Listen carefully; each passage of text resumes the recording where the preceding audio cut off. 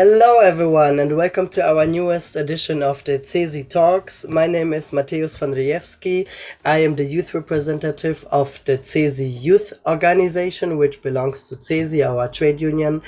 And today with me is Eszter Sandor. I am very happy that you're here today with us. Mrs. Sandor, you're working at Eurofound, especially at the Department for Social Policies.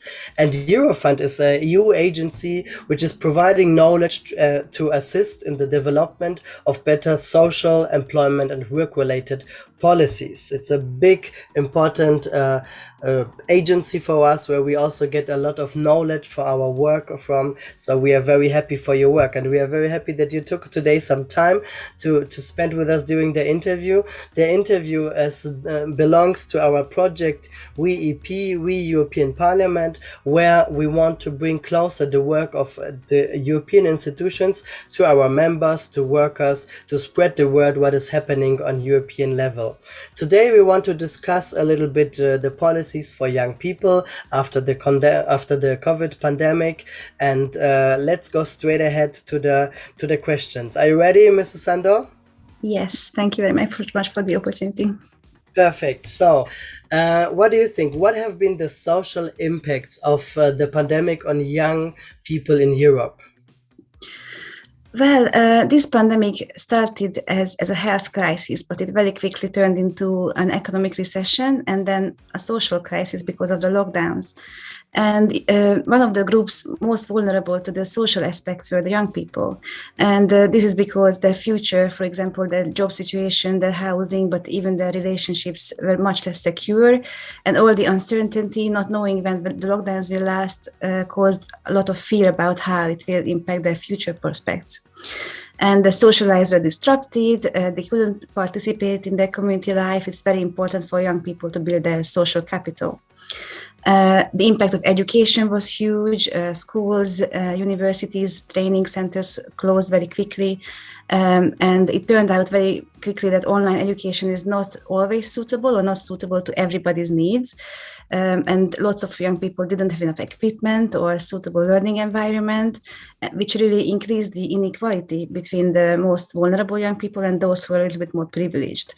Suddenly it really became important whether or not you have a supportive family, because a lot of young people moved back home.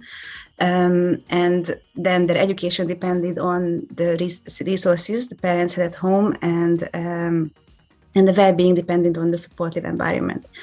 Actually, for unemployed young people, we found in our research that living with parents contributed a little bit positively, so prevented some of the social exclusion. But for students, those who were living with their parents were feeling more socially excluded, and this is probably because they lost some of their independence that they recently gained. And last thing I want to really mention is mental well-being, because all this insecurity, isolation led to feelings of depression, anxiety, and especially for those who already had some mental health problems. And in our survey that Eurofound conducted, we found that as much as 65% of young people were potentially at risk of depression based on their mental well-being score. And we also found that this was very closely related to lockdowns, and it was particularly the closure of schools and education establishments that impacted the mental well-being negatively. Yeah, I mean, it's very sad what you are mentioning, but also sadly, I can also from my own personal experience confirm what you are speaking about. And it was a horrible time, which is having big impacts on our mental health as well. And yeah, as you said, this health crisis is turning into a social crisis. So it's horrible.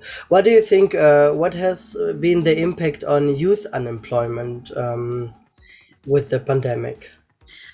Well, already at the very beginning of the pandemic, there was a lot of concern in Europe that young people will be more vulnerable to unemployment than others because they have less secure jobs, they are more likely to work on temporary contracts or part-time, they have less experience with the company they're working for, but also they were more often employed in sectors that were most affected by the pandemic. So for example, accommodation and food services employed 13% of young people before the pandemic, retail employed 11%, entertainment, recreation employed 10%. And when we looked at job loss among young people in our survey panel, so we were trying to follow the same young people over time during the pandemic, and we found that young people were almost twice as likely in our survey to lose their jobs than those over 30. And about 12% of our panel members said that they were employed before the pandemic and now they are unemployed. But another 12% who were students before the pandemic also transitioned into unemployment. And this pandemic was really hard on those who have recently graduated, recently left in school, especially in those countries where the lockdown was stricter. Also, one more thing that's relevant is that we asked young people whether they applied for financial support from governments. And by spring of this year, a third of young people said that they did apply, but only 17% of all young people said that they actually received some kind of support. And this is important because those who didn't receive any support but would have needed it, we found that they were more likely to experience things like housing insecurity, difficulty making ends meet, social exclusion. And we are currently running the next round of the survey, and we are hoping that there will be some return to jobs, but we need to do some more research. It sounds horrible, and it sounds like a repetition of the finance crisis that we had just 10, 11 years before, and feels like at the end no one has been learning anything out of it. So when it comes to learning and solutions, what should the EU do to fight youth unemployment and help young people also to find quality jobs? Well, before the pandemic, EU youth policy had a little bit different focus. They were focusing on how to implement the new youth strategy, which had to do with increasing youth participation, engaging young people, communicating better with them, and reaching also the most disadvantaged. And they already made a lot of changes when the pandemic hit. So the youth guarantee was expanded to include those up to 29 years old. Also regarding NEET young people or NEET situation, I should say, they acknowledge that they are a diverse group. They need very different policy interventions. They introduced a new target to reduce the NEET rate to 9% by 2030, which is currently, I think, 13%. And they allocated a large amount of funds to achieve this to member states and also to education and training infrastructure. Sorry. But what we found in our report was that during a pandemic, a lot of interventions were quite temporary. So a lot of member states focused on temporary measures to prevent job loss. And some of these included, for example, removing barriers to access services, access apprenticeships. But we try to emphasize that we need long-term and permanent changes. And this is because the reason young people are vulnerable to job loss are to do with short-term contracts, low job security, and the only thing that makes them more resilient is secure jobs and also the permanent reduction of barriers to access training, to access apprenticeships and financial help. Another thing that's important is that the pandemic has proved that public services, for example, education, youth services, were unprepared for such an event. And they needed quick improvements of digital infrastructure and skills, but it was very difficult to adapt to these services online.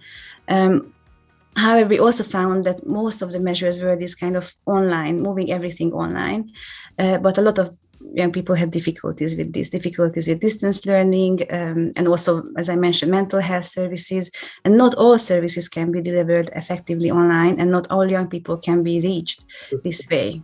So it's very important for the future to try to prevent the disruption of also face-to-face services and not to spend all of the money on introducing more digital services. And just to ensure that the most vulnerable young people will have access to jobs, to education, and to services. And just one more time to mention mental health services, youth mental health is a very significant concern. And before the pandemic, the EU concentrated a lot on social media use and health behaviors and how to prevent problems they cause. But the pandemic added additional issues which might not recover as quickly as jobs will, so mental health also needs more policy attention. So we see we need more long-term investment, long-term planning instead of short-term, which is happening, as you mentioned, at a lot of member states right now as they think short-term. Sad to hear that, but at least the EU knows also where to work on and what to work on. And as you mentioned, I think a big topic will be in the future really the mental health of young people after this crisis. This is something that we really have to work on. Mrs. Sandor, looking at the time already, thank you very much for your participation today. Keep on doing this very good work, because as mentioned, we always happy to get your input for our policy documents as well, and so on. So thank you very much, and all the best for you. Yeah. Thank you very much. Thank you. Bye bye.